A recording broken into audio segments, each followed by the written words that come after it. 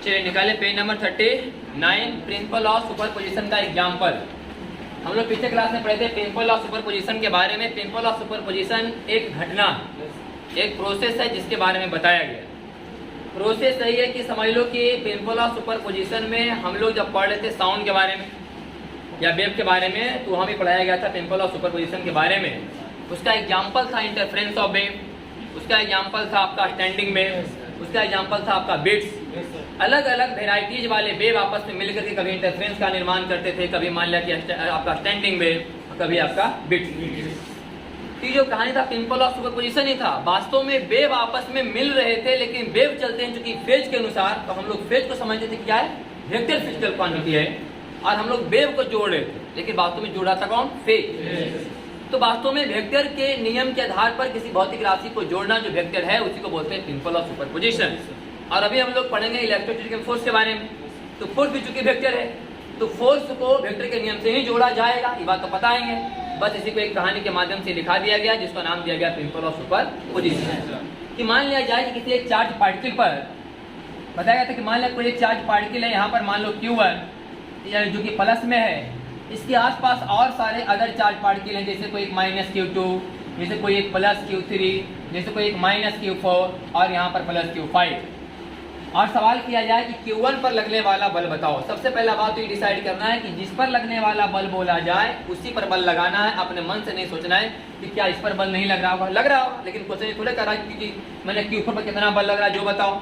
सवाल है कि Q1 पर कितना बल लग रहा है जो बताओ। तो सिर्फ Q1 पर लगने वाले बल के बारे में सोचो। ऐसे तो पूरा सिस्टम एक नेटवर्क बन जाएगा। इस पर भी सब मिलकर बल लगा रहा होगा, इस पर भी सब मिलकर बल लगा रहा होगा। ऐसे में तो कुल नेट फोर्स का मान 0 बोल दिया जाएगा। ये लगाया इस पर, ये लगाया इस पर, दोनों का डायरेक्शन इक्वल और अपोजिट है, नेट फोर्स बराबर 0। ऐसे नहीं, पूरा सिस्टम पर नेट फोर्स 0। हम किसी एक इंडिविजुअल पार्टी के बारे में चर्चा कर रहे हैं। तो Q1 पर लगने वाला बल क्या क्या आएगा, तो हम बोलेंगे Q2 ने Q1 को अपने तरफ क्या किया, खींचा, जिसका नाम देने के अनुसार सीखें, इसका नाम होगा F12 है ना, फोर्स ऑन 1/2। अब 3 नंबर चार्ज पार्टिकल 1 पर बल लगाएगा, इसका नाम होगा F13। सही कि नहीं। अभी Q4 1 को अपने तरफ खींचेगा, इसका नाम होगा F14। और Q5 इसको धक्का देगा, तभी फोर्स निकालेंगे तो आएगा F15। अब सबको अपना कूलॉम लॉ के नियम के अनुसार से निकाला जाएगा। 9 × 10⁻⁹ mod Q1 mod Q2 बटे R का, और फिर सबको वेक्टर के रूप से जोड़ेंगे। इसको भी अपना ये तो J के रूप में मान लिया चला जाएगा। ये मान लिया कुछ I और कुछ, ये भी कुछ I और कुछ, ये भी कुछ I और कुछ J। फिर जैसे वेक्टर को जोड़ते थे I वाला एक साथ, J वाला एक साथ, फिर अंतिम आएगा कुछ I और J, फिर I वाला कोएफिशिएंट का स्क्वायर, फिर J वाला कोएफिशिएंट का स्क्वायर। इस तरह से रिजल्टेंट ऑफ वेक्टर निकाला जाएगा। तो ये कुछ एग्जांपल है पेज नंबर 39 में। एग्जांपल है कि find force acting on +Q charge, और भी लिखा हुआ है +स्मॉल q चार्ज। तो बहुत सारे क्वेश्चन में Q चार्ज जो है बड़ा वाला है और एक चार्ज है क्या है, छोटा वाला है। क्वेश्चन में बताया गया है कि छोटा वाला +Q चार्ज पर कितना बल लगेगा, बताइए। तो क्वेश्चन देखो पहले।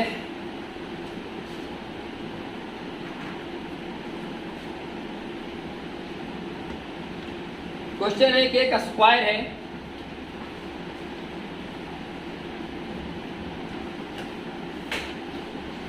जिसकी भुजा की लंबाई कितना बताया गया है, a। एक स्क्वायर है जिसकी भुजा की लंबाई a है, और हर एक कॉर्नर पर चार्ज है।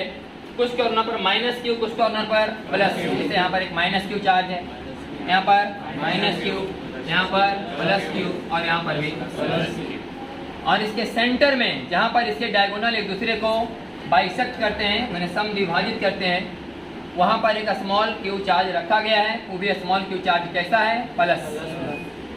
तो सवाल यही है कि +Q चार्ज पर कितना बल काम करेगा।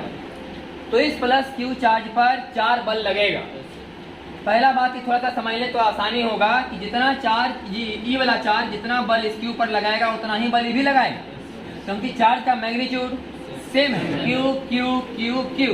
जो डिस्टेंस यहाँ है वही डिस्टेंस।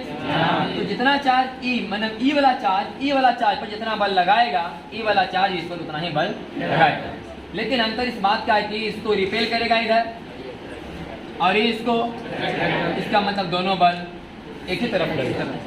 तो मान लिया जाए कि ई वाला क्यू पर एक एफ बल लगाया, इसका मतलब ई वाला भी क्यू वाला क्यू पर एफ बल लगाएगा। इस तरह से इधर का आंसर कितना आएगा 2f। और एफ का मान हम लोग बाद में समझेंगे। एफ का मान होगा k q1 q2 मतलब q into Q, Q into अब बटे यहाँ से यहाँ दूरी को r माना जाएगा जो कि विकर्ण का आधा है। तो विकर्ण का आधा बराबर √2 गुने भुजा का आधा। सही नहीं? एफ का मान बाद में पुट करेंगे हम लोग। एफ का मान इतना आएगा। बस अभी समझते हैं खाली ई वाला क्यू को रिपेल किया उसके बदले एक एफ, और ई वाला माइनस क्यू ई वाला क्यू का ट्रेड किया उसके बदले एक एफ। ठीक उसी तरीका से सब समझ में आया होगा कि 2f यहाँ भी होगा। यहाँ भी कितना होगा हम लोग का 2f। एक माइनस क्यू प्लस क्यू खींचेगा वो वाला, और एक प्लस क्यू धक्का देगा वो वाला। अभी 2f और 2f का डिग्री पर है, तो वेक्टर के नियम से हम डायरेक्ट आंसर लिख सकते हैं कि 5 5 का आंसर 5√2, 10 10 का आंसर, तो 2f का आंसर 2f रूट, बाकी f का मान पुट कर दो। तो 2if का मान यहाँ से k बटा आई हो जाएगा हम लोग का √2 है a स्क्वायर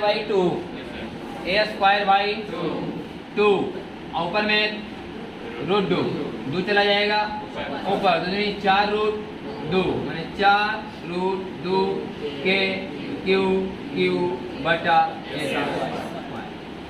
अब यही आंसर होगा हम लोग का। ऐसा आंसर इसलिए बोल रहे हैं क्योंकि 4 का कोई मान दिया हुआ है, तो सॉल्व क्या करें, आंसर निकल है 4√2 k q बाई a का square.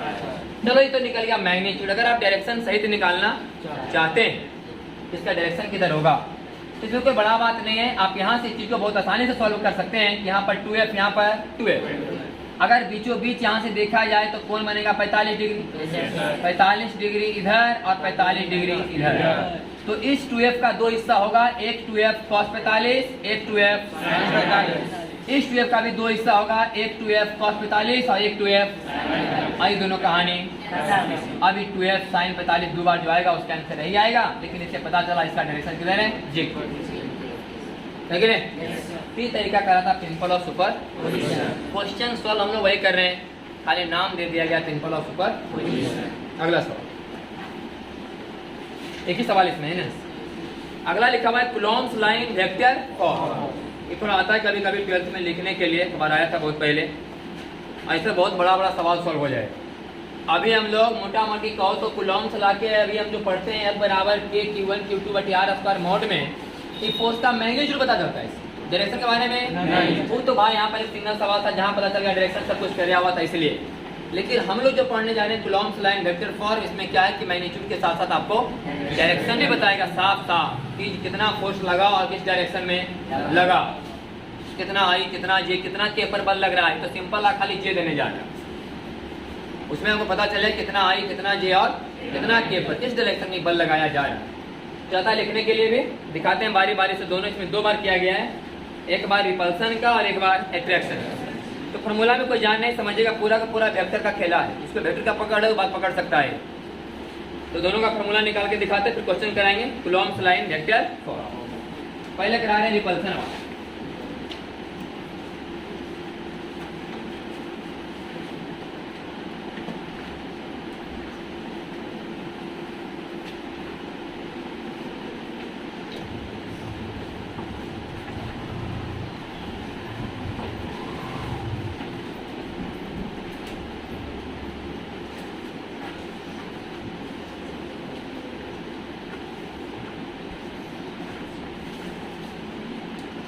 Coulomb's line vector form,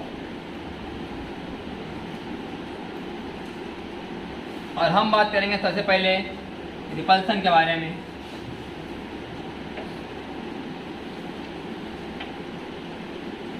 repulsion के लिए कोई भी चार्ज ले लो, दोनों प्लस या तो दोनों माइनस, दोनों में रिपल्सन काम करेगा ही करेगा।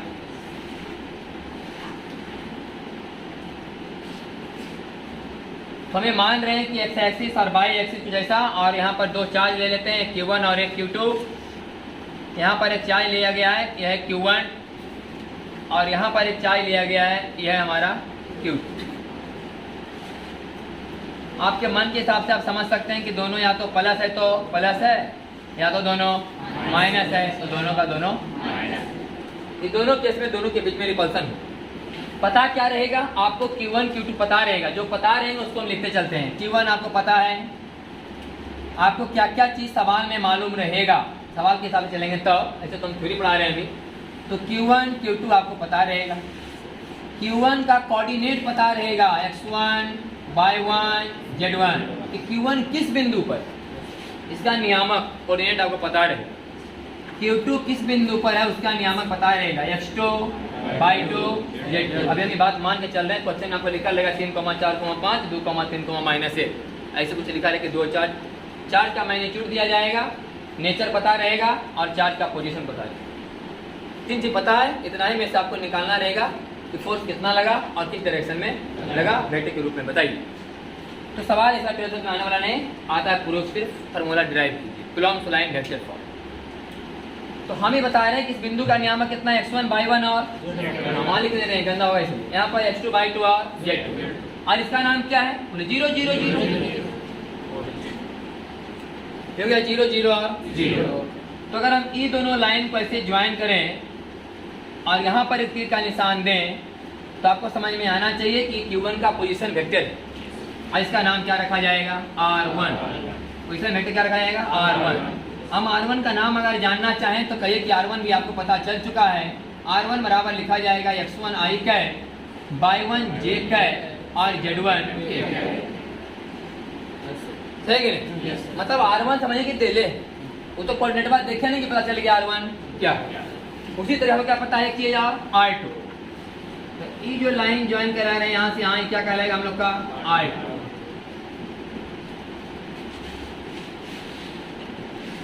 वेक्टर का नाम दिया गया R2। इस तरह से आपको R2 पता चल गया है कि R2 बराबर x2 i कैट और y2 j कैट और z2 तो R1 पता चल गया, R2 पता चल गया। ऐसे तो कहा जाए तो ये बिंदु पता है तो दो बिंदु के बीच की दूरी कोऑर्डिनेट के हिसाब से हम अपने निकालेंगे। बल निकालने में दिक्कत नहीं, डायरेक्शन का मेन खेला है। बल कौन सी निकालने में, चार्ज पता है ये है, के का मान आना परमानेंट पता है ये है, दो चार्ज के बीच की दूरी मूल बिंदु, दो बिंदु के बीच की दूरी का फार्मूला से निकाल लेंगे, दूरी पता चल जाएगा, बल का मान निकल जाएगा। लेकिन ये Q1 चूंकि Q2 को इधर रिपेल करेगा, मेन सवाल है कि बताओ कि F21 जो वेक्टर इसका डायरेक्शन कहाँ जा रहा है, ये कितना I कितना J कितना के पर काम कर रहा है। और ये जो Q2 Q1 को रिपेल करेगा, ये जो इसका नाम रखा जाएगा F12। तो अब बताओ कि F12 का मैग्नीट्यूड तो पता है, F12 का मैग्नीट्यूड चाहे F1 का मैग्नीट्यूड बराबर होगा Q1 Q2 बटे बीच की दूरी का स्क्वायर। अब इसकी दूरी निकालने के बड़ा बात है तो निकल जाएगा दो बिंदु के बीच की दूरी। तो मैग्नीट्यूड निकालने में दिक्कत नहीं, इसका डायरेक्शन में बताने में दिक्कत है। इसीलिए अगर कोई बोले कि F12 का आंसर लिखिए चाहे F21 का आंसर लिखिए, मान आपसे बोला कि F12 का आंसर लिखिए, तो F12 का आंसर का मतलब ये हुआ, ध्यान से थोड़ा सुनिएगा, F12 का मैग्नीट्यूड और F12 का डायरेक्शन। सही कि नहीं? अगर फोर्स को लिखना हो वेक्टर में तो उसका मैग्नीट्यूड लिखो और उसका मैग्नीट्यूड तो कोई बता देगा कि K mod Q1 mod Q2 बटा R का R इसके बीच की दूरी तो निकल गया। बात रहा इसका डायरेक्शन। लेकिन किसी वेक्टर का डायरेक्शन निकालने के लिए हमको पता है किसी वेक्टर का डायरेक्शन निकालने के लिए उसी वेक्टर में उसी के मैग्नीट्यूड से भागा देना पड़ेगा। एक तरफ हम ही कह रहे हैं कि वेक्टर निकालना है, एक तरफ हम ही बोल रहे हैं कि इसका पहले वेक्टर निकालो, एक तरफ हम ही खोज रहे हैं डायरेक्शन, जबकि डायरेक्शन निकालने के लिए पहले वेक्टर तो मतलब मालूम होना चाहिए। किसी वेक्टर का डायरेक्शन का मतलब उसका यूनिट वेक्टर और किसी वेक्टर का यूनिट वेक्टर का मतलब उसी वेक्टर में उसके मैग्नीट्यूड से। जब ये वेक्टर नहीं पता है, मैग्नीट्यूड तो मान पता है, हम वेक्टर पता नहीं करना चाह रहे हैं डायरेक्शन की मदद से, जबकि डायरेक्शन निकालने का फॉर्मूला है कि वेक्टर में मैग्नीट्यूड से भागा दो। तो वेक्टर का कोई पता होता नहीं, इसलिए तरीका से डायरेक्शन निकालने वाला नहीं है कि उस वेक्टर में उसके मैग्नीट्यूड से भागा देंगे। वेक्टर नहीं पता है, वो तो निकालना ही चाह रहे हैं। तो हम ही बात बताएं कि मान लिया जाए कोई वेक्टर इधर जा रहा है, इसका डायरेक्शन हमको नहीं पता है, लेकिन हमें ही पता है कि इसका नाम है 6i या 8i कैप। अगर हमें ही पता है कि इसका नाम 8i कैप है, इसका डायरेक्शन i कैप है, तो कहना कोई गलत नहीं कि इसका डायरेक्शन i कैप है, क्योंकि दोनों पैरेलल। तो हम इस जुगाड़ में लगे हुए हैं कि क्या इस जिस तरफ ही वेक्टर का डायरेक्शन जा रहा है उसी तरफ कोई और वेक्टर है जिसका डायरेक्शन हमें पता है, तो उसी वाला डायरेक्शन को बोल दें कि इसका भी डायरेक्शन वही वाला हो। तो हम ही चक्कर में लगे हो। कि इस वेक्टर का डायरेक्शन तो हमें पता है नहीं, लेकिन अगर कोई और ऐसा वेक्टर निकालो जो इसी डायरेक्शन में जा रहा होगा, उसका अगर डायरेक्शन निकल जाए तो बोल देंगे जो उसका डायरेक्शन वही डायरेक्शन इसका भी, इस हमने यहाँ पर भी बोला। हमको नहीं पता कि इस तरफ का वेक्टर उसका डायरेक्शन क्या है, लेकिन उसके जस्ट नीचे वो लिख के दिया कि 8 आई कैप है, तो समझ गए कि जब इसका आई कैप है तो मैंने ऊपर वाला का भी आई कैप होगा, क्योंकि तो दोनों वेक्टर पैरेलल। तो यही चक्कर में हम लोग क्या किए कि इसके बीच का एक वेक्टर निकालने का प्रयास करेंगे, ये निकालने का प्रयास करें और समय लेके डायरेक्शन वाले काम बन जाए। बस में के लिए और इसका अगर निकालना हो तो किसी को उल्टा समझो, दो को दिखाते हैं लाइन, लेकिन दोनों एक ही जगह पर लाइन समझना है। समझ गए? दोनों लाइन दोनों सामने सामने जा रहा है, दोनों सामने सामने जा रहा है, दो बार दिखा दिए भले। तो इसका नाम देते हैं जरा, ये तो पता चल गया है कि कुछ नहीं तो मैंने जो पता है F12 की जगह खाली का नाम लिख, है कि नहीं? F12 का डायरेक्शन F12 में इसको ऊपर वाला 12 में कौन लिखाएगा? ऊपर वाला डायरेक्शन में, और 21 में लिखाएगा नीचे वाला डायरेक्शन में। हम अभी जानना चाह रहे हैं किसके वाला का? ऊपर वाला। तो ऊपर वाला का डायरेक्शन में कैसे निकलेगा? मैग्नीट्यूड मतलब वो वेक्टर में उसके मैग्नीट्यूड से। तो क्या इस वेक्टर के बारे में जानकारी बोले? हाँ, जिस तरह से अपने ओरिजिन से यहाँ भागा तो लिखा कि फाइनल माइनस इनिशियल के, देखो ना x1 y1 z1 यहाँ है 0 0 0, यहाँ आपने x1 नहीं लिखा है वास्तव में, आपने लिखा है x1 माइनस 0, आपने लिखा है y1 माइनस 0, आपने लिखा है z1 माइनस 0। इस हिसाब से सोचो तो इसका लिखा जाएगा x1 माइनस x2। यार बात ये का नाम क्या लिखाएगा? x1 minus x2 i cap, y1 minus y2 j cap, और z1 माइनस z2। हम उतना नहीं लिख रहे, सीधे इसका नाम होला r12 मतलब r1 माइनस r2। अब बाकी r1 माइनस r2 का मतलब सेंस नहीं वही निकल रहा है, x1 minus x2 i cap, y1 minus y2 j cap, और z1 माइनस z2। तो नाम दे दिया हम लोग r12। अब इसका मतलब यहाँ लिखो r12 का क्या है, सही कि नहीं? जो काम F12 का कैप करेगा वही काम r12 कैप भी करेगा। अब r12 कैप कैसे लिख सकते हैं? r12 वेक्टर बटा r12 का मैग्नीट्यूड, r12 वेक्टर बटा r12 का मैग्नीट्यूड, इसको लिख देते हैं r12 वेक्टर अब बटा r12 वेक्टर का मैग्नीट्यूड। मैग्नीट्यूड मतलब बीच की दूरी। अब इसका दूरी तो पता है, दो बिंदु के बीच की दूरी से निकाल लेंगे। अब वेक्टर पता चलिए गया, नहीं बदल रहे, x1 माइनस x2 कुछ सेवे करेगा, ये वाला कुछ सेवे करेगा, ये वाला कुछ सेवे करेगा, कुछ अंक में आएगा नहीं ना, तो वेक्टर पता चलिए गया। तो ये पता चल गया वेक्टर, इसका मैग्नीट्यूड निकालिए लेंगे। अब बचा तार का मान तो आरे रखाएगा। तो हम क्या याद करने में सुविधा, इसलिए बच्चा को बोलते हैं कि आर को भी ऐसे याद करेंगे, r12 के मैग्नीट्यूड का है कि नहीं? इसको तो लिखने का r12 का मोड भी लिखो चाहे r21 का मोड, दोनों मोड बराबर है, लेकिन याद करने में सुविधा होगा। यहाँ पर सब r12 में खेला हो रहा है तो r21 झूठे का झमेला काल खड़ा करें जब बात के निकल के आ रहा है। तो याद करने में सुविधा के लिए हम लोग बोलते हैं कि r अस्तर को r12 का मैग्नीट्यूड याद करो सीधा सीधी, बस में है कि नहीं? तो ये हो गया कहानी k q1 q2 r12 बटे r12 के मोड का होल क्यों बोल दो, r12 के मोड का याद करना आसान है। तो r स्क्वायर पहले है ये था, अब आपको डायरेक्शन दिखाने के लिए वेक्टर देना पड़ेगा, तो उसको बैलेंस करने के वेक्टर और देना पड़ेगा, बस है कि नहीं? तो हमने आर क्यू किया, यहाँ पर आर क्यू तो डायरेक्शन में शामिल हो गया उसमें। तो आज रह जाएगा 1 2 में 1 2 एक काम चलाता है, 1 2 में रिपल्सन वाला, और 1 2 का मतलब है कि r1 माइनस r2, r12 का मतलब r1 माइनस, इसका नाम क्या लिखाएगा पता है? r2 माइनस r1, जिसका शॉर्ट में नाम दिया जाएगा r21, r21। तो हो गया, अब f21 भी निकल गया।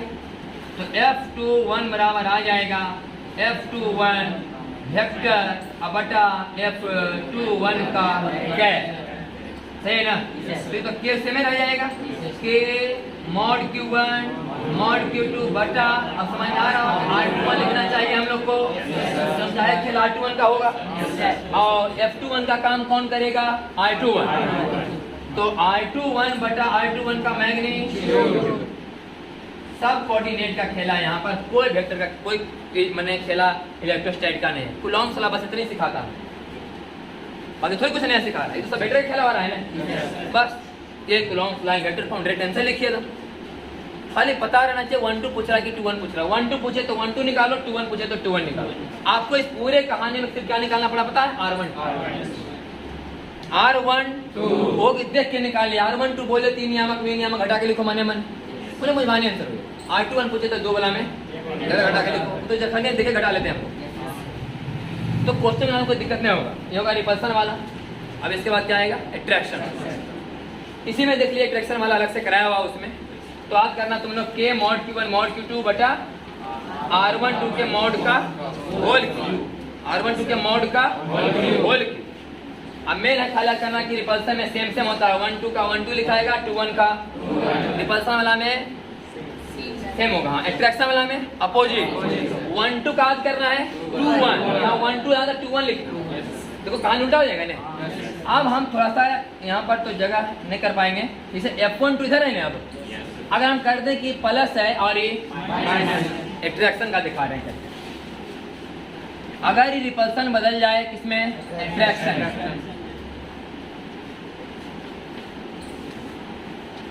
तो अब यहाँ कहानी क्या होगा कि प्लस के जगह अब माइनस के बदले फिर उल्टा उल्टा होगा सब। अब यहाँ पर हम यहीं पर थोड़ा दिखा पाएंगे, वहाँ यहाँ ऐसे होगा डायरेक्शन। वास्तव में तीर का निशान इसके अंदर दिखाना चाहिए था, है कि नहीं? कि F12 मैंने 1 को 2 क्या करा अपने तरफ, पहले बाहर में दिखा रहे, जगह नहीं होने कारण तीर का निशान हमें दिखाना चाहिए कहाँ? बीच में। यहाँ पर लगेगा F12, यहाँ पर हो जाएगा F2, सही कि नहीं? तो ये F21 का जो डायरेक्शन है इधर कहाँ होगा? अंदर। F21 इधर जाएगा और F12 तो देखो दोनों को आप उल्टा सपोर्ट करेगा। अब F12 को सपोर्ट करेगा R2, सही कि नहीं?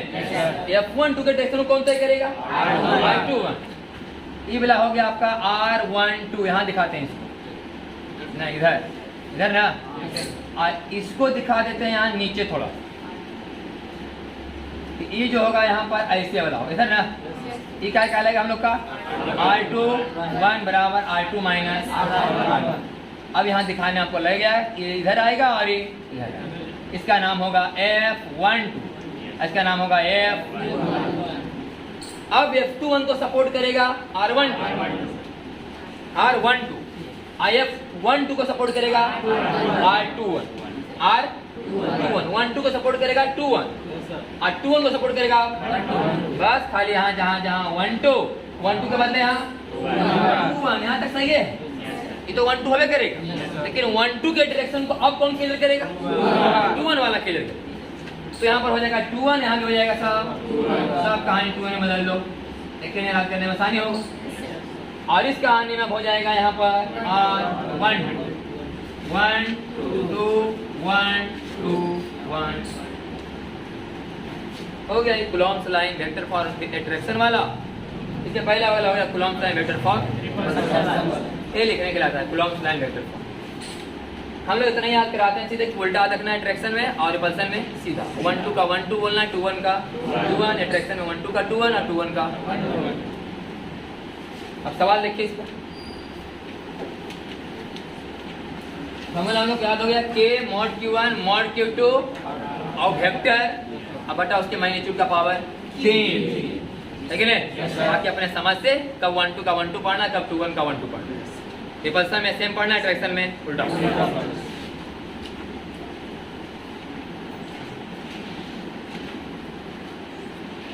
क्वेश्चन है कि नहीं बराबर? ये वाला पेज नंबर का है,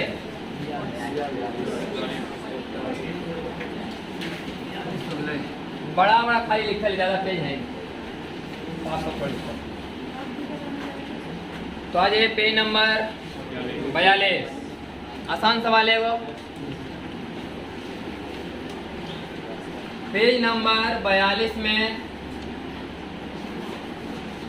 क्वेश्चन लिखा हुआ कि चार्ज है 4 कूलम प्लस में, जिसका कोऑर्डिनेट बताया गया है 4,5, और एक चार्ज है प्लस 6 कूलम, इसका कोऑर्डिनेट बताया गया है 3,2। तो बताओ F12 और F21। हम F12 F21 नहीं लिख करके ना, हम लिखेंगे F46 और F6। समझ में आया कि नहीं? F46 का मतलब बल लगा किस पर? 4 पर। लगाया कौन? 6, सही कि नहीं? दोनों में अट्रैक्शन की रिपल्सन तो सेम सेम लिखो, K गुना 4 गुना 6 बटे R46, R46 अब बटे R4 6 के मैग्नीट्यूड का पावर 10 खत्म। सही है? इसका लिखाएगा K mod Q1 mod Q2 R6 4 सही ना। अब बटा R6 4 का mod का पावर 3। अब यहाँ पर लिख लेंगे K का मान तो K रहेगा 6 चौका 24 के हो गया ही। K का मान बाद में पुट पाट होगा अपना। R4 6 का मतलब R4 माइनस R6। R4 6 का मतलब 4 में 3 गया तो 1 आई, अब 5 में 2 गया तो 3 J मैंने I plus 3 I plus 3J। अब बटा I का स्क्वायर मैंने 1 का स्क्वायर, अब फिर 3 का अक्का पावर हो गया। और इसके मैग्नीट्यूड जो भी आएंगे का पावर कितना करना है 3। बाद में का मान अपना पुट करना 9 गुने 10 के पावर 9 अब बटे एप्सिलॉन r को अपना मीडियम दे लेगा। तो जनरली सवाल में कुछ नहीं लिखा होता हम लोग हवा मान के चलेंगे और हवा और वैक्यूम का कहानी एक ही जगह। तो फिर यहाँ से वही सब आएगा। देखो फोर्स तो सेम है ना आएगा, फोर्स मैंने जुड़ा तो दोनों सेम है आएगा। ट्रांसफार्मर जो आएगा तो ट्रांसफार्मर कौन सी आएगा अगर उल्टा आएगा। ए वेक्टर ने तो वेक्टर ने तो दो वेक्टर का ट्रांसफार्मर उल्टा हुआ तो सीधे वेक्टर नहीं दो ना माइनस होगा। कहां नहीं आ जाए ये क्या कर दो माइनस जो आएगा प्लस में हो जाएगा माइनस डायरेक्ट लिख सकते हैं यहाँ। देखिए यहाँ लिख लेते हैं 24 के और यहाँ क्या आ जाएगा उल्टा आएगा माइनस आई माइनस 3 क्या बोल रहे हैं। अब 6 में 4 घटेगा तो कितना है माइनस आई माइनस 3 माइनस आई माइनस 3 आई तो सेम रहेगा। 1 का स्क्वायर जोड़ 3 का स्क्वायर रूट का पावर हो गया। अगला सवाल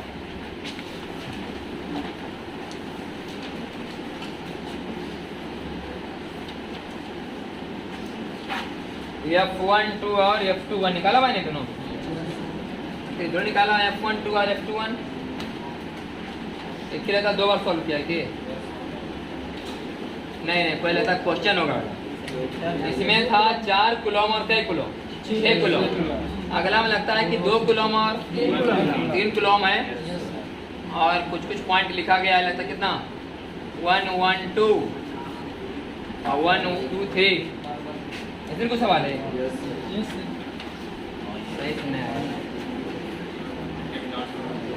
मैंने कुछ सवाल जाना नहीं यहाँ पर कुछ हम चेंज है यहाँ पर चेंज है यहाँ पर चेंज यहाँ पर सही कह रहे हैं। आए करवाते सीधे घन वाला सवाल देखो नीचे घन वाला पेज नंबर पढ़ लीजिए 44 पेज नंबर 44 में सवाल बनाया गया है वहाँ पर आइए आप। इस सवाल नहीं पेज नंबर 44 में कोई सवाल नहीं सवाल को सॉल्व करने का तरीका समझाया गया है। ऐसा नहीं कि हम सॉल्व कर रहे हैं उसको।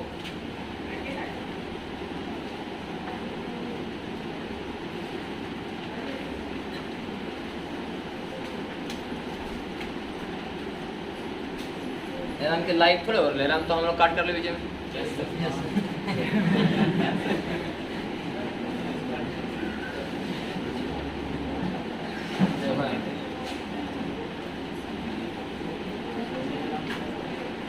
अगला सवाल ध्यान सुनना एक कोऑर्डिनेट में पढ़ाए थे हम जब बेसिक मैथ में ना कोऑर्डिनेट पढ़ा रहे थे ना तो इस तरह के घन का फिगर बना करके 8 कॉर्नर का कोऑर्डिनेट निकलवाने के लिए सिखाया गया। आज काम आएगा।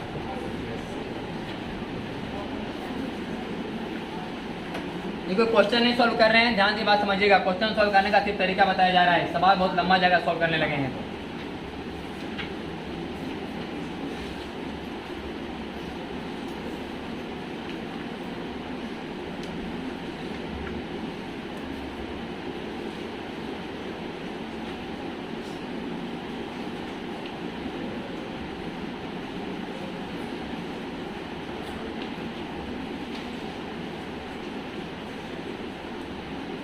ये बताया गया कि एक घन है जिसके 8 कॉर्नर पर 8 चार्ज रखे गए हैं। सब चार्ज का मान कितना है +1।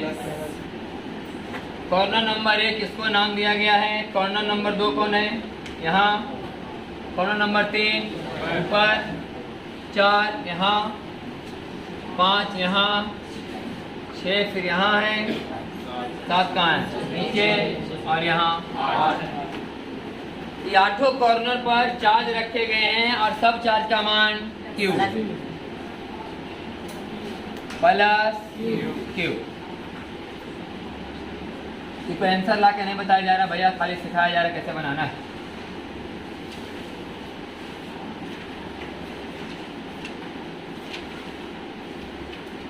सब पर चार्ज है प्लस। यह बात तय कर दिया गया है कि इसे ऑरिजिन मान लिया जाए, है ना। क्वेश्चन में बता दिया गया कि करो क्या मान लीजिए, और यहाँ पे मान लीजिए कि घन 1 से 1 मीटर भुजा वाला है। ये लिखा गया है क्यूब साइड 1 मीटर। एक क्यूब जिसका साइड कितना है, इसका लिख दिया गया है साइड कितना 1 मीटर। 1 मीटर साइड है इसका। तो find force on plus Q charge place at corner number 6। Corner number 6 पर जो चार्ज है उस पर कितना बल, कॉर्नर नंबर 6 पर। ऐसे सवाल को बनाने के लिए समझ लिए, ऐसे सवाल को बनाने के लिए जब तक कूलॉम्स लॉ वेक्टर फॉर्म नहीं पता रहेगा आप सॉल्व कर नहीं सकते। आप लाख व्यवस्था कर लीजिए कि ऐसी कूलॉम्स लॉ से सॉल्व कर लेंगे, नहीं होने वाला, उपाय नहीं। कूलॉम्स लॉ से सॉल्व कर पता नहीं चले कौन वेक्टर किधर जा रहा है। बाकी तो मैं जो सवाल स्पेस में सॉल्व हो रहा है, वास्तव में सवाल स्पेस में सॉल्व हो रहा है, आपको पता नहीं चला। आपको लग रहा है देखने में किधर बल लग रहा है, वास्तव में बल किसी और डायरेक्शन में लग रहा है। तो 3D सवाल को सॉल्व करने के लिए कूलॉम्स लॉ वेक्टर फॉर्म का बहुत रोल है। 2D वाला में तो आप निकाल सकते हैं, तो कोई दिक्कत नहीं। 3D वाला को सॉल्व करने के लिए आपको वेक्टर फॉर्म में जाना पड़ेगा। तो हम लिख रहे हैं कि फोर्स ऑन किस पर 6, तो force on 6, force on plus Q placed at 6 corner. तो पहला फोर्स लगेगा F61, सही कि नहीं। दूसरा फोर्स F62, फिर F63, फिर F64, फिर F65, 4, 6, 6 के नहीं साला 6 पर लगेगा। कोई आपने खुद पर फोर्स हाँ F67 लिखाएगा, उसके बाद F6 लिखने का तरीका F61 बराबर K गुना 6 गुना 1 बटे, सही है कि नहीं, R61 बटे R61 के मैग्नीट्यूड का पावर सही ना। R61 वेक्टर बटा R61 वेक्टर मैग्नीट्यूड का पावर। उसी तरीके से आप लिख सकते हैं K 6 इंटू 2 R62 वेक्टर बटा R62 वेक्टर के मैग्नीट्यूड का पावर। उसी तरह से हमें लिखिएगा क्या F63 R63 बटा R63 वेक्टर के मैग्नीट्यूड का पावर और K 6 इंटू 4 R64 R64 का मैग्नीट्यूड का पावर फिर यहाँ पर K 6 इंटू 5 R65 बटा R65 के मैग्नीट्यूड का पावर।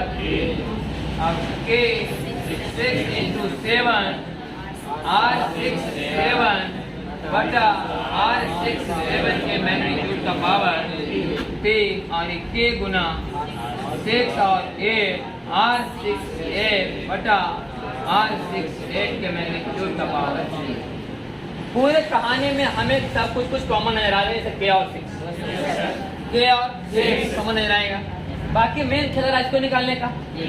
तो इस पूरे क्वेश्चन को सॉल्व करने के लिए आपको 6-1 चाहिए, आपको 6-2 चाहिए, आपको 6-3 चाहिए, नहीं निकालना है। क्वेश्चन में जाने भले लंबा सवाल है, लंबा पढ़ने जाना है, प्रोसेस पर जाना। प्रोसेस आसान, सवाल लंबा जाना बात अलग है, लेकिन तरीका आसान है कि मैंने एक पैटर्न बना हुआ कैसे ही चलना, आगे बढ़ना है। तो R61 R62 कैसे निकलेगा जब तक कोऑर्डिनेट पता नहीं रहे। R61 का मतलब 6 नंबर बिंदु का नियामक माइनस 1 नंबर बिंदु का नियामक, सही है। R61 का मतलब 6 नंबर बिंदु का नियामक माइनस 1 नंबर बिंदु का नियामक। देखा तो पता है 0 0 0। अब बोल 2 का 1 0 0। मैं यहाँ लिख लेते हैं हम लोग। पहला नंबर बिंदु का नियामक 0 0 0, दूसरा बिंदु का नियामक 1 0 0। क्योंकि यहाँ से जाने के लिए फिर प्लस की तरफ जाना होगा, है कि नहीं। यहाँ चलना शुरू किए, खाली कहाँ गए हम लोग, प्लस की तरफ, खाली से लिखाएगा। 3 नंबर का बोलिए 1 1 0, क्योंकि यहाँ 3 तक जाने के लिए x और दोनों चलना पड़ेगा। 4 पर 0 1 0। हाँ ऐसे नहीं साला, ऐसे चल ऐसे ऐसे शॉर्टकट रास्ता देखना है कि नहीं। सीधा सीधे चलेंगे हम लोग किधर, बाएं की तरफ। 0 1 5 का बॉल 5 का बॉल डायरेक्ट एन चलो चाइने चलो बाई जेड या जेड 0 1 1 0 1 1 6 का बॉल 6 का कोऑर्डिनेट तो चाहिए ना, बॉल नहीं लगा, छोटा नामक नहीं चाहिए, तो का नामक चाहिए ना। 1 1 1 यहाँ से 1 यहाँ से 1 x y 1 1 1 7 का 7 यहाँ है 1 0 1 0 x और z 1 0 8 का बॉल 0 0 हो गए। बाकी अपना हिसाब से करिएगा। यहाँ पर R6 1 का मान निकालना रहेगा तो 6 में कौन घटाएंगे 1 है कि नहीं। हार्ड नहीं है तो 1 1 वाला खेला करना पहुंची वेक्टर क्या मैंने जीरो निकालना आसानी होगा। जब भी करना है तो 1 का स्क्वायर नहीं तो घट के 1 - 1 0। तो बताए तरीका इसमें सबका मान पुट करना पड़ेगा। R6 1 का मैग्नीट्यूड सब वैसे आएगा तब √3 में तो √2 नहीं तो 0 इतनी पर कहानी घूमते रहे। और फिर सब बैठे के नियम से कुछ आई आएगा कुछ जी आएगा कुछ की आएगा कुछ आई जी आएगा कुछ जे की आएगा वो आई जे के तीनों आए आई वाला अलग जोड़ेंगे जे वाला अलग के वाला खत्म हो गया। पेज नंबर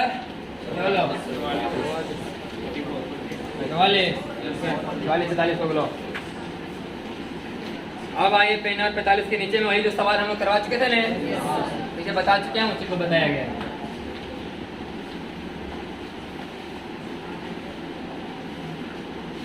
हाँ एक बच्चा है रीसू है कि नहीं आई करता था साला सीसू जैसा ही पैदे लिया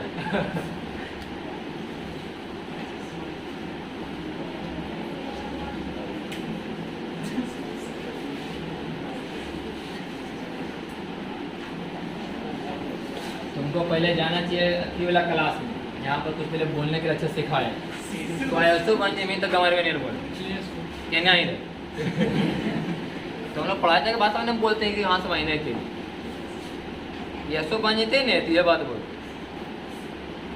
यहाँ आ रही होगा थोड़ा देर में नॉलेज होना अलग जगह। हम लोग का दोस्त है दोस्त का नाम बोलना ठीक तो बारे में बोल ले उसका नॉलेज खूब ताउटी ज्ञान आज तक भटक के इंटरव्यू नहीं होता बाजी कहने का ढंग नहीं है मैंने होता है ना हिंदी का स्पष्ट उच्चारण नहीं क्या सेंटेंस बैठना चाहिए का की बोले मैंने होता सेंटेंस सही नहीं बैठेगा नॉलेज खूब लिखे कहीं तक खूब समझा देगा ऊपर नीचे आंसर तक ला देगा समझावे को पता नहीं चले की कर तो खाली कितवा रस नहीं होता कमेंट में लिखेगा तो उसी लिखेगा लाता कि साला कोई भाईचारवा लिखा भैंसुरा सर अच्छा था सुअर तो चलाने वाला था देख सवाल वही वाला है जो पीछे हम करवा चुके हैं कि एक छत से एक ही जैसे दो रस्सी लटका गया है और दोनों पर क्या है बड़ी है और दोनों बड़ी क्या है चार्ज और दोनों बड़ी पॉजिटिव चार्ज है लेकिन चार्ज दोनों पर अलग अलग Q1 और Q2 बात बता चुके हैं Q1 Q2 अलग अलग रहे चार्ज से कोई मतलब थीटा का मान बराबर आएगा थीटा का मान दोनों क्या आएगा बराबर। इसमें लिखा गया कि दोनों का मास क्या है सेम मास भी क्या बताया गया है तो बात तो समय दोनों थीटा का मान क्या होगा। अगला ही सवाल में लिखा गया कि एक चार्ज Q1 है एक चार्ज Q2 है और क्या लिखा गया दोनों का M1 MM ये लिखा हुआ है ना अच्छा MM लिखा गया एक थीटा 1 और एक थीटा 2 बताया गया है तो हम लोग यहाँ लिखे हैं कि थीटा 1 बराबर क्या होगा लगा दोनों फिगर रखिए इसमें पेज नंबर 45 में फिगर थीटा 1 बराबर थीटा 2 Q1 बराबर Q2 रहे चाहे न रहे थीटा 1 थीटा 2 बराबर होगा थीटा 1 लिखे यहाँ पर हम लोग थीटा 1 बराबर थीटा 2 लेकिन इस तरफ किया गया होगा। हाँ अगला सवाल में देखिए अगला सवाल में पहला सवाल था कि M1 तो बराबर है इसका मान लिख दो M1 इसका नाम और अभी समझो कि M1 बराबर M2 तो थीटा 1 बराबर थीटा 2। अब इसी सवाल का दूसरा है कि अगर M1 is greater than m2, m1 is greater than तब यहाँ बताना है। ऐसे m1 जब ज्यादा बड़ा होगा तो थीटा का मान तो कम होगा ना। m1 जब ज्यादा बड़ा होगा तो थीटा का मान क्या होगा? कम। तो बताए कि फोर्स लगाना बराबर है, Q2 Q1 पर बल लगाया चाहे Q1 Q2 पर, दोनों बल का मान समान रहेगा, लेकिन इससे मास ज्यादा है तो देखिएगा थोड़ा सा कम। तो यहाँ पर लिखा जाएगा कि theta 2 is less than theta, यही बात करके दिखाया गया। तो कहानी खत्म हो किसके बारे में? फोर्स के बारे में।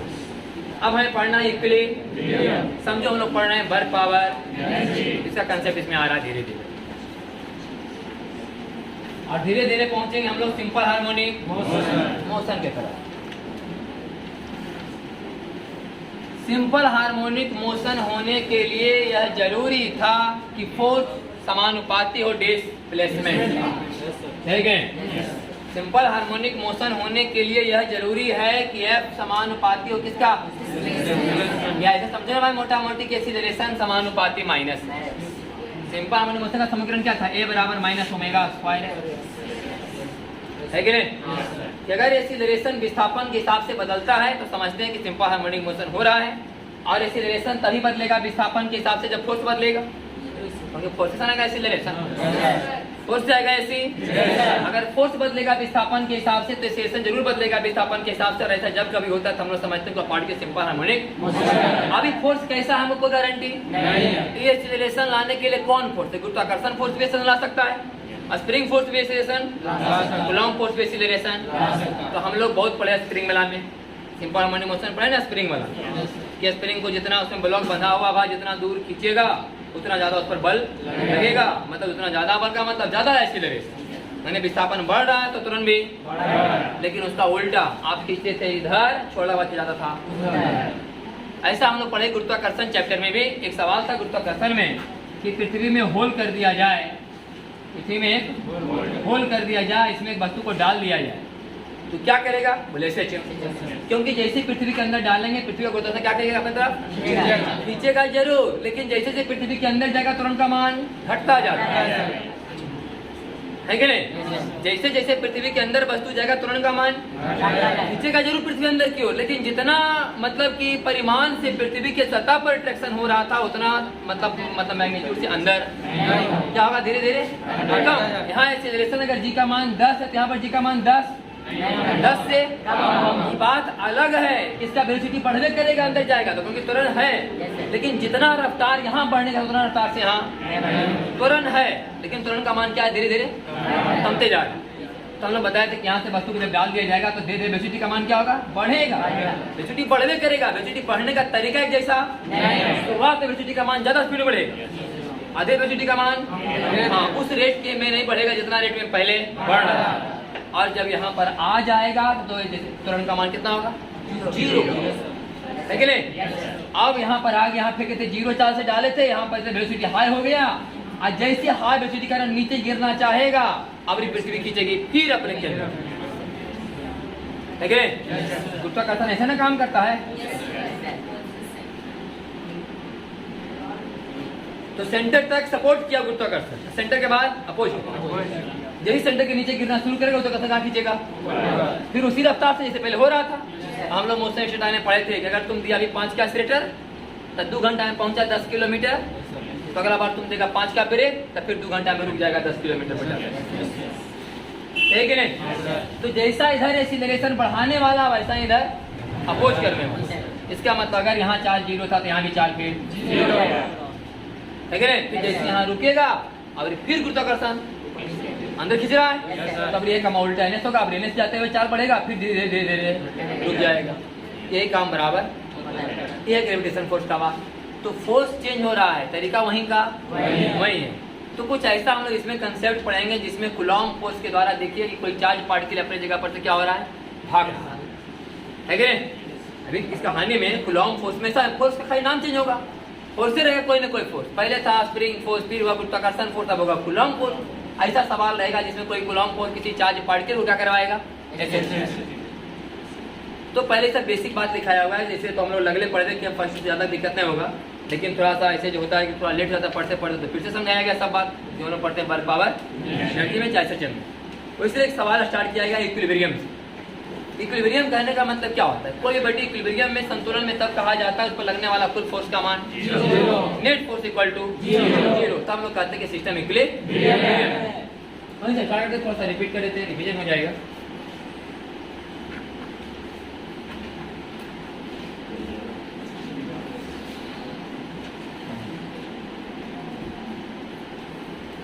आई सब का सब पढ़ा हुआ था 2 बार, वर्क पावर एनर्जी में का सिंपल हार्मोनिक मोशन। तो से बात बताया गया, सिर्फ रिवीजन जिसको फर्स्ट ईयर का पढ़ा हुआ है उसी को ज़्यादा पता चलेगा, नहीं पढ़ा हुआ थोड़ा सा कम हो जाएगा। तो ये हम बताए थे कि मान लिया इस तरह का कोई एक रास्ता बना हुआ है कि नहीं, इस पर एगो बॉल को रख दो अच्छा से एकदम स्थिर से जाकर रख दो शांत से, एक बॉल को यहाँ पर जाकर शांत से रख दो और एक बॉल को यहाँ पर जाकर शांत से रख दो। तो तीनों थोड़ा देर के लिए क्या है, स्थिर है, बाहर से कोई फोर्स काम नहीं कर रहा है, ऐसा नहीं कि हवा हवा चल रहा है, सब बात इग्नोर किया जाए और कोई बच्चा सावधानी जाकर यहाँ पर बॉल को अटका दिया, थोड़ा देर के लिए बॉल इक्विलिब्रियम में कहा जाएगा। तीनों के तीनों बॉल क्या है, संतुलन।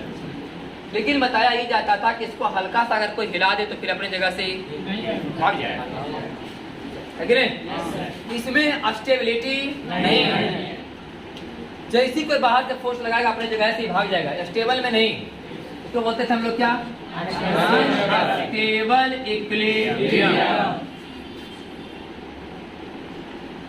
इसको बोलते हैं हम लोग स्टेबल इक्विलिब्रियम। इसको कितना दाएं बाएं खिसकाओ, जहां पर है वहीं पर आना चाहेगा, इसको दायां खिसका दो फिर वहीं आना चाहेगा, बायां तो खिसका दो फिर वहीं जाना चाहेगा। ये अपने स्टेबिलिटी को बना के रखना चाहता है, इसको बोलते हैं स्टेबल इक्विलिब्रियम। इसको न्यूट्रल इक्विलिब्रियम, जज्जा खसका दो वही रह जाए, इसको थोड़ा सा दाहिना कर दो वही पे रह जाएगा, थोड़ा सा बायां करो वही रह जाए। ये मसाला साला किन के बना अच्छा खासा है भी, है कि नहीं? थोड़ा सा दायां बायां कर देंगे तो वहीं का, हाँ दायां कर दो दाएं पड़ल रहेगा, बायां कर दो बाएं पड़ल रहेगा, न्यूट्रल है, इसको अपना लेना देना जहाँ कर दो वहीं से। तो हम लोग बता देते कि यही पार्टिकल क्या करेगा, सिंपल हार्मोनिक, वही पार्टिकल एक्सिजम करते हैं जो स्टेबल इक्विलिब्रियम, है कि नहीं? वही पार्टिकल सिंपल हार्मोनिक मोशन करते हैं जो होते हैं स्टेबल इक्विलिब्रियम। तो स्टेबल इक्विलिब्रियम होने का एक कहानी भी आपको पता चला कि आप इसको इधर बल लगाए तो कहाँ आना चाह रहा है, इधर, है कि नहीं? आप बल लगाएगा इधर तो कहाँ जाना चाहेगा, इधर। तो ये सब बात समझाया गया है। पहले हम बात देख लेते हैं। दिखा वाली थी कि जो बॉडी स्टेबल इक्विलिब्रियम में होते हैं एसएचएम करते हैं, जो बॉडी स्टेबल इक्विलिब्रियम में होते हैं वही क्या करते हैं, एसएचएम। तो इस सब बात का एग्जांपल थोड़ा सा और दिया गया है कि एक छत से एक रस्सी के सहारे एक ब्लॉक लटका हुआ है, इकोन इक्विलिब्रियम में है, स्टेबल है। इसको कोई दायां खिसका दे फिर बीच में आना चाहेगा, और बायां खिसका दे बीच में जाना चाहेगा, ये अपनी जगह पर बना के रखना चाहते हैं। बताया गया है कि कोई एक कॉन्केव सरफेस है कि नहीं, इस पर एक बीच में बॉल को रख दिया गया है, तो कहानी सेम है ना होगी लेवला। यहाँ पर किसी बॉल को अगर लुढ़का दिया जाए इधर फिर जाना चाहेगा बीच में, अगर दाएं लुढ़काएंगे तो भी बीच में, बाएं लुढ़काएंगे तो भी बीच में। ये स्टेबल इक्विलिब्रियम का एग्जांपल है। ये भी एग्जांपल बताया गया है, अगर आप पढ़ चुके हैं साफ साफ की बात बताया गया होगा कि पृथ्वी में बताया होल कर दिया जाए, पृथ्वी में होल कर दिया जाए, इसमें वस्तु को ड्रॉप कर दिया जाए, ये भी क्या है, स्टेबल इक्विलिब्रियम। ठीक है, ये भी क्या करेंगे, एसएचएम। कैसे? अगर यहाँ पर पृथ्वी के सेंटर पर जी का मान कितना होता है, 0। पृथ्वी के सेंटर पर जी का मान 0, वहाँ पर कोई बल काम नहीं लगता, इसका मतलब इक्विलिब्रियम वाला जगह है। वैसा जगह जहाँ पर नेट फोर्स 0 हो, या तो फोर्स लगे ही नहीं, या तो लग के बैलेंस इस प्रकार हो जाए कि मिला जुला के आंसर 0, स्टेबल कहलाएंगे, वो जगह स्टेबल वाला कहा जाए। तो ये जो पृथ्वी का सेंटर है वहाँ पर तो ड्यू टू ग्रेविटी का मान होता नहीं, वहाँ तो 0 है। जहाँ पर कोई वस्तु को रखा तो बल तो लगने वाला है नहीं, लेकिन इसको अगर ऊपर की तरफ खींचेंगे तो कहाँ खींचे पृथ्वी, इसको आपको लेगा नीचे तो फिर नीचे, मतलब ये भी ऊपर ही है। बताते बार बार कि पृथ्वी के लिए सभी क्या है, सब ऊपर ही। सेंटर पर हम लोग बोलते हैं यहाँ कोई आदमी होगा उसके लिए नीचे, यहाँ को आदमी है उसके लिए यहाँ नीचे है कि नहीं? तो सेंटर पर अगर कोई वस्तु रखा जाए पृथ्वी के सेंटर पर, इसको इधर खिसका हो, इधर पृथ्वी खींचेगी, इधर खिसका हो तो इधर खींचेगी, इसका मतलब वो भी जगह क्या है, स्टेबल इक्विलिब्रियम। तीसरा एग्जांपल और दिया गया, चौथा के स्प्रिंग में एक ब्लॉक को बांध दिया जाए और इस ब्लॉक को हल्का सा अपनी जगह से क्या किया जाए, तो आप उधर खींचिएगा, अंदर खींचेगा, दबा दीजिएगा तो बाहर फिर से अपने जगह पर अपने रहना चाहेगा, ये भी कहलाएगा स्टेबल इक्विलिब्रियम। और हर एक तरह का आंसर आपको पता है टी पाई टू टी बराबर 2 pi under root L by G, T बराबर 2 pi under root M by K, T बराबर 2 pi under root R by G, T बराबर 2 pi under root R by G. ठीक है, सब सवाल gravitation में कराएगा। ग्रेविटेशन में तो लाइन बाई लाइन सर्वे यही करावले, क्वेश्चन में यही इसमें डाल के आंसर बताओ।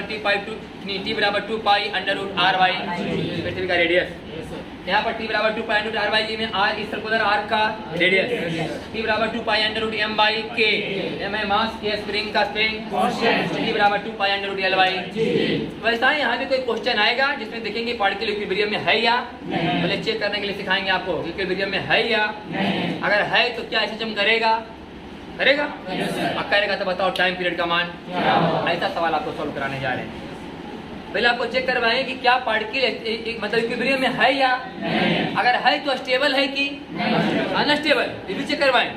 कभी कभी अनस्टेबल रहे तो वो वाला कहानी आगे नहीं बढ़ेगा। जब आपका हो जाएगा अनस्टेबल तो कौन सी होगा एसएचएम, अगर स्टेबल है तो फिर एसएचएम और फिर उसका टाइम पीरियड का मान हम लोग निकाल लेंगे कि बताओ टाइम पीरियड का मान क्या होगा, एक कहानी आगे बढ़ेगा।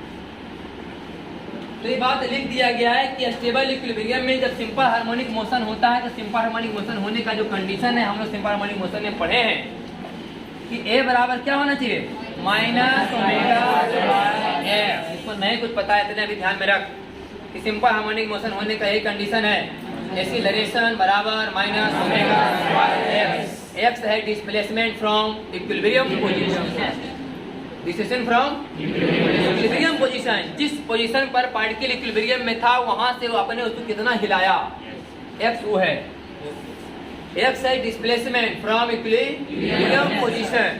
जैसे कि आपने इस स्क्रीन को यहाँ से अगर यहाँ हिलाया तो एक्स कहा जाएगा, ई वाला ब्लॉक यहाँ पर स्थिर, यहाँ से आपने इधर हिलाया तो क्या कहा जाएगा, एक्स। ई वाला ब्लॉक यहाँ स्थिर, यहाँ से हिलाएंगे तो ई एक्स। पृथ्वी के सेंटर पर इक्विलिब्रियम है, यहाँ से इधर खींचते हैं वस्तु को तो क्या कहा जाएगा, एक्स। तो ए बराबर minus omega square x, omega बराबर 2 पाई बाई 2। तो फर्स्ट का बात है ना, पता होना चाहिए। ओमेगा बराबर 2 पाई बाई यही जी का मान निकलेगा। हम लोग पूरे सवाल में क्या निकालने का प्रयास करेंगे और अपने आप देखना कि एक्सीलरेशन बराबर कुछ एक्स जरूर आएगा। अगर स्टेबल इक्विलिब्रियम में रहेगा मतलब आना ही आना गारंटी है। अगर कोई आप स्टेबल इक्विलिब्रियम का सवाल सॉल्व कर रहे हैं कि वस्तु स्टेबल इक्विलिब्रियम में, आप उसको हल्का सा घसका दीजिए, अब वहां पर बल का मान निकाल के देखिए, फिर बल में मास से भागा देके देखिए, आएगा एक्सीलरेशन, पक्का वो एक्सीलरेशन समानुपाती हो किसका, एकदम गारंटी है। तब जब वो पार्टिकल कहाँ खड़ा होगा, स्टेबल इक्विलिब्रियम। अगर वो अनस्टेबल में होगा तो फिर वहां से हिलाइएगा तो भाग जाएगा, समझ में आया? लेकिन अगर वो स्टेबल में है तो जिस पोजीशन पर स्टेबल में है वहां से आप जितना हिलाए तो हिला के जहां ले गए, जहां मतलब स्टेबल में था वहां नहीं, स्टेबिलिटी से हिलाए आप, तो स्टेबिलिटी से हिलाकर जिस जगह पर ले गए उस जगह पर एक्सीलरेशन समानुपाती किसका होगा, एक्स का। जहाँ स्टेबल है वहाँ त्वरण समानुपाती एक्स का होगा, वहाँ तो फोर्स का मान 0 है, वहाँ तो त्वरण का मान कितना है, 0। जो जगह ही स्टेबल पॉइंट है वहाँ पर तुरंत थोड़े ना है, वहाँ से हट के है ना। तो जहाँ पर पार्टिकल स्टेबल इक्विलिब्रियम में वहाँ पर तुरंत समानुपाती एक्स का नहीं है। जब उस जगह से आप थोड़ा सा एक्स हटाइएगा तो जहाँ पर हटा के वस्तु को आप ले गए उस जगह पर जब एक्सीलरेशन का मान आप निकालिएगा तो वही एक्सीलरेशन आप जितना हटाए हैं एक्स उसी एक्स के समानुपाती आएगा, समझ गए? अगर ऐसा है तो वहाँ पर पार्टिकल एक्सीलरेशन करेगा और ए बराबर कुछ ओमेगा कुछ आएगा कांस्टेंट, कुछ एक्स जो कांस्टेंट आएगा और मान लेंगे ओमेगा स्क्वायर, वहाँ से ओमेगा निकाल लेंगे, ओमेगा का मान पुट करेंगे 2 पाई बाई, यहाँ से निकल लेगा टाइम। यही प्रोसेस आगे बढ़ेगा। तो ऐसा बात लिखाया गया है के बराबर minus omega square x, omega बराबर 2 पाई बाई टी, टी बराबर 2 पाई बाई ओमेगा। इससे क्या निकालेंगे हम लोग, ओमेगा स्क्वायर, फिर ओमेगा स्क्वायर से ओमेगा, फिर टी निकालने के लिए 2 पाई बाई आ जाएगा, टी का टाइम पीरियड का मान आ जाएगा। तो ऐसा बात लिखाया गया है। अब कहानी का आगे देखते हैं, क्वेश्चन क्या कहता है, समझ आएगा नहीं? सिंपल हार्मोनिक मोशन जगह एक बार देखिए कहानी के लिए, तो खाली बस के रिवीजन के तौर पर करा रहे हैं कि जो पीछे पढ़ा उसको देखते चलो, नहीं कुछ बुझा रहा नहीं पढ़ा सिंपल हार्मोनिक मोशन, इतना खाली ध्यान में रख कि पहले चेक करेंगे कि पार्टिकल स्टेबल इक्विलिब्रियम में है कि अनस्टेबल, दोनों। पहले चेक करेंगे इक्विलिब्रियम में है या फिर स्टेबल या स्टेबल में है, अगर तब फिर उसको अपनी जगह से थोड़ा सा आज जिस जगह पर हिला के ले जाएंगे वहां पर क्या निकालेंगे, फोर्स, फिर फोर्स से ऐसी अपने एक्सीलरेशन बराबर कुछ एक्स आए, वो जो कुछ आएगा वही ओमेगा स्क्वायर का, उस ओमेगा स्क्वायर से ओमेगा का मान निकाल लेंगे, फिर ओमेगा का मान पुट करेंगे, टी का मान टी बराबर 2 पाई बाई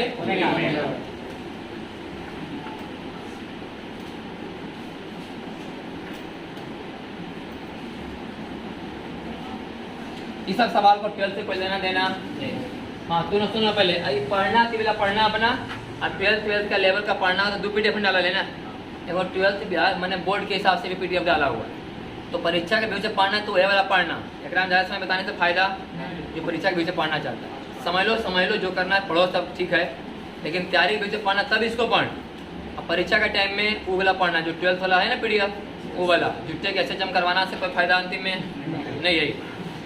बिहार बोर्ड में SHM नहीं भेजा दी मोटा मोटी आएगा तो वाला PDF पढ़ना जो दूसरा वाला दिया 12th वाला। तो ध्यान सुनना सवाल है कि 2 गो चार्ज है प्लस की, ध्यान सुनना कहीं तो दिक्कत होगा देखने समझने में अपना सुधार करना है। 2 गो चार्ज है प्लस क्यू और बीच में वो चार्ज है स्मॉल क्यू, इधरों से दूरी कितना है आ, इधरों से दूरी कितना है पहले बताओ कि क्या ये क्यू इक्विलिब्रियम में है। यहाँ से पहले बड़ा क्यू के बारे में पूछ रहे हैं हम लोग, समझ ले कि बड़ा क्यू फिक्स है, बड़ा वाला क्यू फिक्स है, छोटा वाला क्यू फिक्स है नहीं, बड़ा वाला क्यू फिक्स है, छोटा वाला क्यू फिक्स नहीं। हाँ तो क्या ये फिक्स अगर नहीं भी है तो क्या यहाँ पर टिका रह जाएगा? ये तो फिक्स है तो टिकल है ना। यहाँ पर कोई लाख बल लगाए हिलने वाला ही नहीं तो फिक्स है, यहाँ पर कोई लाख बल लगाए हिलने वाला ही लेकिन फिक्स नहीं है कि जो भी वस्तु यहाँ रखा है जिस पर चार्ज वो फिक्स नहीं है, सब लोग क्या स्मूथ सतह पर रखा हुआ तो क्या ये अपने जगह पर यहाँ रह पाएगा? नहीं रह पाएगा, रह जाएगा क्योंकि ई वाला चार्ज जितना बल इस पर इधर लगाएगा ई वाला चार्ज भी उतना ही बल इस पर तो नेट फोर्स का मान रह जाएगा। अगर कोई आदमी यहाँ पर कोई चार्ज लाकर छोड़ दे तो चार्ज हमेशा वहीं रह जाएगा, अपने जगह से हिलेगा नहीं, मतलब इक्विलिब्रियम ये पता चला कि जगह इक्विलिब्रियम। अब सवाल यह है कि स्टेबल है कि यह चेक करने के लिए हम इस चार्ज पार्टिकल को अपना जगह से थोड़ा सा हिलाते हैं। तो इस पार्टिकल को थोड़ा सा किधर हिलाया गया है? दाएं, दाएं ना। और इसमें सवाल सिर्फ इतना ही है कि plus Q charge is slightly displace along the line joining them, it is stable equilibrium या अनस्टेबल। सवाल यह नहीं कि टाइम पीरियड बताओ, धीरे धीरे आगे बढ़ेंगे हम लोग। सवाल बस इतना ही है कि क्या इसे अपना जगह से दाएं या बाएं जिस लाइन पर ही रखा हुआ उसी लाइन में हिलाया जाए तो स्टेबल में रहेगा कि सोचने वाला बात तो तभी इक्विलिब्रियम में है कि नहीं। अब चेक करना स्टेबल और किधर हिलाना है, दाएं बाएं ऊपर नीचे, दाएं बाएं ऊपर नीचे। अगर इसको दाएं कोई हिला दे यहाँ से यहाँ कर दे तो ई वाला ज्यादा धक्का मारेगा क्योंकि बड़ा वाला प्लस क्यू से दूरी नहीं और ई वाला मैंने ई चार्ज से दूरी क्या हो जाएगा? दूरी ज्यादा बल और दूरी कम बल, फिर धक्का मारना चाहिए। इसका मतलब अगर इस चार्ज पार्टिकल को अपने जगह से थोड़ा सा अगर डिस्प्ले इधर करा दिया जाए तो आना चाहेगा फिर कहाँ? बीच में। देखिए बीच में आके रुकेगा, करेगा ऐसे चमा। जैसे यहाँ पर ला कोई छोड़ेगा ये तो फेंकाया कस के, यहाँ पर ऐसे इसको अच्छा खासा भेज लो मिल जाएगा, उस वेलोसिटी कारण यहाँ पर टिक नहीं पाएगा, अगर फेंका जाएगा जैसे अब रहने फेंकाएगा तब ई फेंकेगा उनमें, है कि नहीं? तो धीरे धीरे चाल घटते घटते क्या होगा? अभी जीरो, और जैसी जीरो होगा तो फेंकना चाहेगा, अब ई फेंक के चाल इतना पे यहाँ पर लाते इतना बढ़ा देगा, अभी फेंका जाएगा। एक प्रक्रिया बार बार आई सब काम स्मॉल डिस्प्लेसमेंट के लिए होता है कि नहीं? बहुत ज्यादा हाई डिस्टेंस के लिए, छोटे डिस्टेंस के लिए होता है। फिर करना शुरू करेगा SHM। अभी सिर्फ सवाल इतना ही था कि क्या पार्टिकल स्टेबल इक्विलिब्रियम में होगा इधर घसकाने से, क्या अनस्टेबल? स्टेबल ना। अगर इस चार्ज पार्टिकल को दाएं या बाएं घसकाया जाए तो कौन इक्विलिब्रियम कहा जाएगा? और इसी चार्ज पार्टिकल को ऊपर नीचे घसकाया जाए तो अनस्टेबल। इक्विलिब्रियम में है लेकिन कोई यहाँ पर से इसको यहाँ कर दे तो जरा सा ये सारा धक्का मारेगा इधर, आई धक्का मारेगा इधर, इसके दो कंपोनेंट होंगे एक इधर और एक इधर, इसके दो कंपोनेंट होंगे एक इधर और एक इधर, ये दोनों कहानी खत्म। आए दोनों ढकेले कहाँ फेंक देगा? मैंने जिधर लेगा उधर ढकेल। अनस्टेबल इक्विलिब्रियम यही चेक करना। दो चार्ज प्लस है तब बीच में कोई चार्ज पढ़ के रखा जाए तो स्टेबल में तब कहा जाएगा जब उसे अलोंग द लाइन डिस्प्लेस किया जाए। और परपेंडिकुलर टू लाइन अगर डिस्प्लेस करेंगे तो क्या कहलाएगा? अनस्टेबल। अब रहने दो, कल होगा आगे।